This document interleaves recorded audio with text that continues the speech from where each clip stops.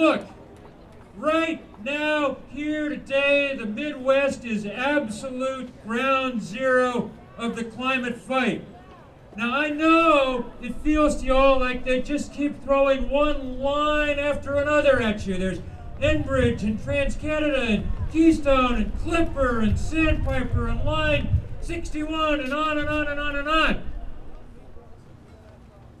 What we need to remember is that we have a lot of lines of our own, lines of resistance, and some of those lines of resistance are very ancient and powerful indeed.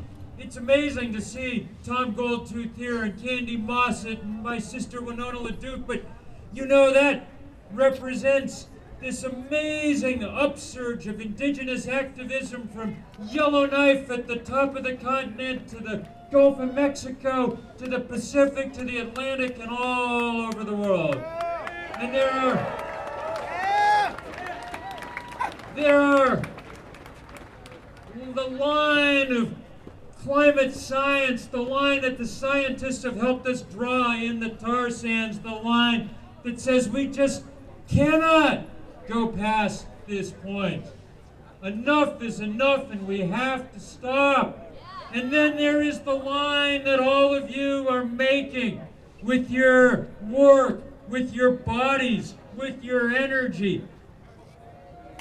A couple of weeks ago, the chairman of the Natural Gas Alliance or Association or something at their big trade industry meeting, he said almost kind of plaintively, he said, we have to stop the Keystoneization of every pipeline in America. I tell you, every pipeline in America and every pipeline around the world is going to be fought from now on and fought bitterly. And we're going to win a lot of those fights, just like we're going to stop those coal ports in the Pacific Northwest, just like we're going to stop those coal mines in Australia. We are starting to win in a big way. In this last week, we watched the largest pool of money on earth, the Norwegian Sovereign Wealth Fund, start divesting from fossil fuel.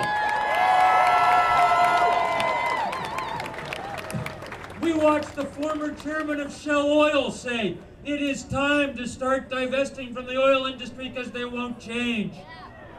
Those lines of resistance run everywhere. And so when you're here today, take a minute just to think about our brothers and sisters, our colleagues in places like India, who are suffering through one of the deadliest heat waves in the history of the planet right now.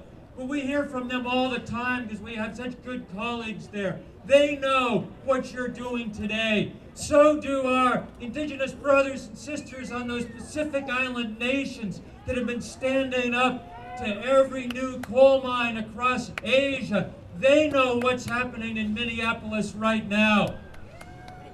The fossil fuel industry has been winning for 200 years, but their winning streak is over. They